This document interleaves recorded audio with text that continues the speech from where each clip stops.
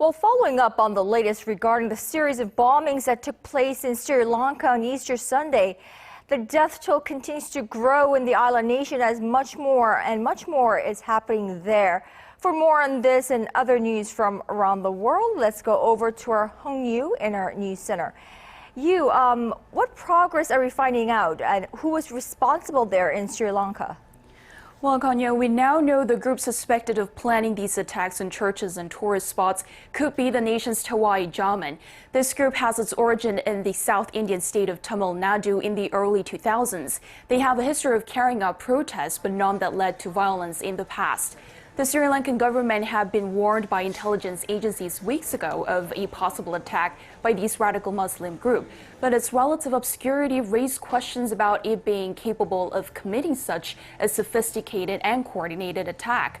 The first warning came on April 4th from foreign international intelligence agencies that there was a potential plot to launch suicide attacks against Christian churches and tourist spots.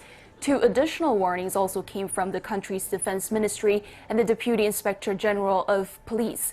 Let's take a listen to what the government had to say about this. But it is not all that, because we have got the information about everything. There are some more already about so many arrests are being done. So we hope the majority, the security forces say that they are suicide bombers. So with that, we are doing all the raids, and one by one we are catching, and all the places, they are actually the training places have been identified and we have raided already. So we have taken all the actions by now.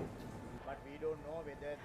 Well, you obviously not all the actions have been taken by now, because on Monday, 3 additional bombs blew up inside a van, right? So obviously there are more actions that need to be taken by that government.